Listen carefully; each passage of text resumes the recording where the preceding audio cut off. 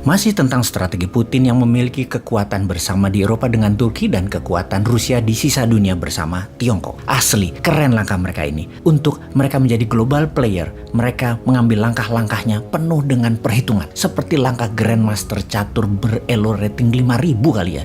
Belum ada ya yang 5.000, 2.800-an. Nanti Indonesia elo rating yang 5.000. Langkahnya pasti lebih indah lagi. Namun tentunya kita mengawali dengan memahami dan membahas langkah para aliansi Rusia ini. Rusia, Turki, Tiongkok yang bermain cantik, yang menantang dolar, menantang sistem SWIFT, menantang oil and gas, menggunakan pangan membuat lapar dunia, menggunakan emas, dan banyak lagi ring pertarungan yang sedang mereka mainkan yang semuanya menantang hegemoni Amerika dan sekutunya. Kita membicarakan macam-macam perang dulu, baru lanjut ke strategi Rusia-Turki. Diskusi kita kali ini meliputi yaitu satu dalam fakta pertahanan. Di awalnya memang militer pendekatannya, namun ujung-ujungnya ekonomi juga. Nomor 2, perang ideologi. Perang komunis versus perang demokrasi. Perang religi versus komunis versus demokrasi. Dan terakhir, kita bahas sejarah Nusantara yang oleh Gajah Mada menggunakan pendekatan ekonomi di dalam menyatukan. Bacanya menaklukkan ya, Nusantara yang sekarang ditiru oleh Tiongkok, yaitu menggunakan pendekatan ekonominya dalam penaklukan sebuah wilayah.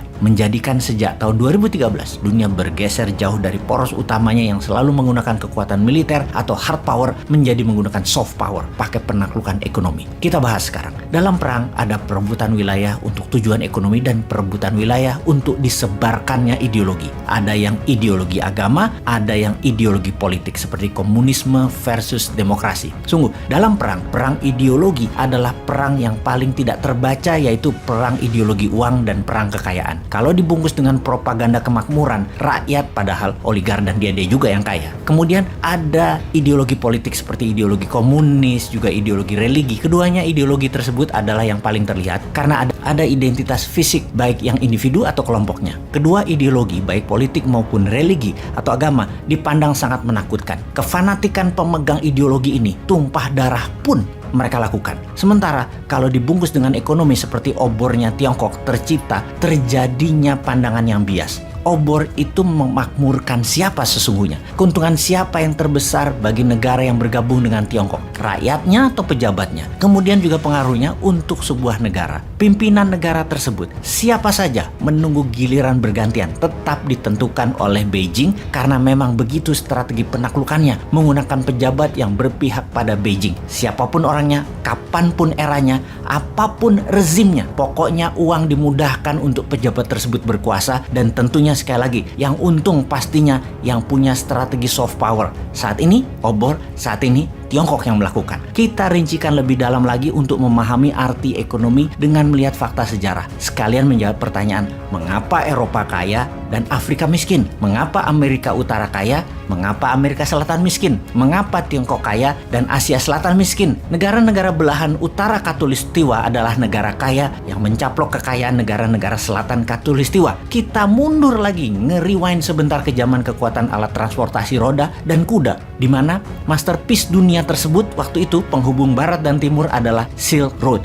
Pertukaran produk dan pengembangan produksi kertas Tiongkok, mesiu Tiongkok, rempah dan emasnya India, bahan baju dari India, sutra dari Tiongkok, dibarter piring, keramik, perhiasan Eropa, sampai kemudian kemajuan teknologi navigasi perkapalan dari Timur Tengah ke Eropa. Ketika dunia perkapalan tumbuh kurang dari 50 tahun di Eropa, Silk Road hanya dipakai kurang dari 20%-nya saja. Dunia lebih cepat terhubung melalui laut. Kemajuan teknologi permesinan Eropa menuntut banyak bahan baku. Kemakmuran Eropa menuntut makin banyaknya barang produksi, dan barang produksi memerlukan bahan baku. Inilah awal bangsa utara menjadi lebih cepat maju karena 4 musim membuat mereka selama ribuan tahun yang cuacanya keras, membuat mereka sekali lagi memiliki peradaban keras dan harus survive dengan banyak inovasi. Inovasi adalah kunci survival sebuah bangsa, dan kerasnya musim di wilayah utara Khatulistiwa yang kebanyakan adalah sangat ekstrim, mulai dari panas kering di atas 35 derajat Celcius hingga dingin membeku di bawah 10 derajat Celcius,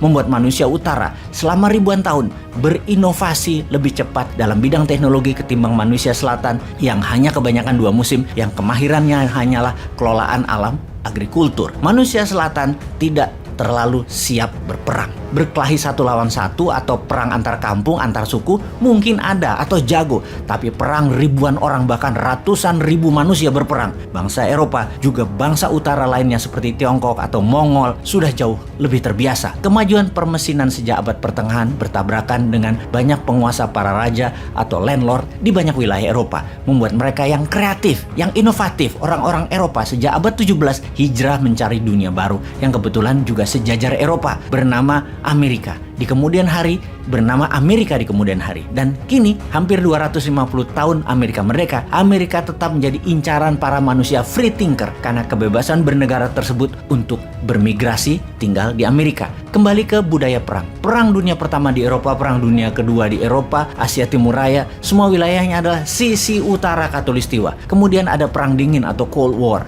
di mana sisi komunis menciptakan Pakta Pertahanan, Pakta Warsawa melawan sisi barat, Pakta Pertahanan Atlantik Utara, NATO. Mengapa membentuk pertahanan? Karena membangun kekuatan militer sendiri biayanya sangat besar. Kemudian dalam periode panjang belum tentu ada serangan. Namun tanpa persiapan perang tersebut, sebuah wilayah akan menjadi lemah dan mudah ditaklukkan oleh pemimpin ambisius, visioner, dan biasanya sangat menyukai sejarah masa lalu akan kebesaran bangsanya. Punya romantisme sejarah lah kira-kira. Kita semua tahu saat ini negara agresor itu adalah Amerika. Kalau tidak mau diserang ya gabung dengan Amerika, atau lebih tepatnya takluk pada Amerika dan kekayaan alam sebuah wilayah disedot ke Amerika untuk kepentingan Amerika. Tidak nurut, digulingkan pemerintahannya atau diembargo atau diserang secara militer terang-terangan. Seperti Erdogan akan digulingkan oleh Amerika namun diselamatkan oleh Rusia. Juga bukti lain, perang saat ini oleh Amerika adalah ke negara-negara penghasil fosil oil yang memang akan terus dipegang Amerika, minyak dan gas bumi dunia itu. Kembali ke peran Turki kali ini dalam perang di Ukraina. Turki tidak menjalankan perintah NATO untuk memberikan sanksi ekonomi dan embargo produk Rusia, malah melakukan sebaliknya. Transaksi dua negara meningkat tajam.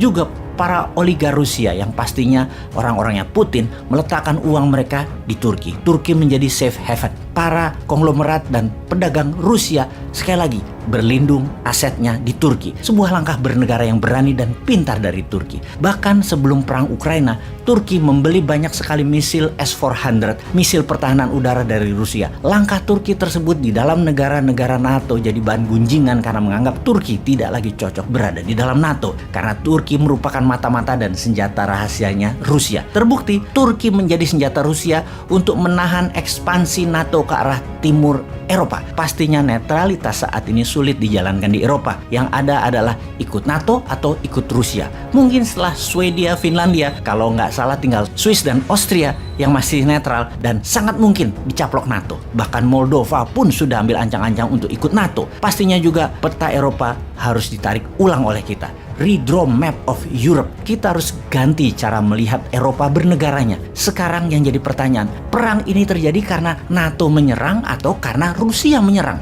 Saat ini Ukraina jadi ujung tombak NATO. 18 billion dolar anggaran baru dari negara Eropa dan Amerika menurunkan lebih 40 billion dolar lagi. Kalau di total dalam rupiah kira-kira hampir 900 triliun kira-kira. Saat ini di Brussel, Belgia, tempat komando sentral NATO melawan Rusia sedang merapatkan barisan. Apa kira-kira langkah mereka selanjutnya? Panjang nih perang dunia ketiganya.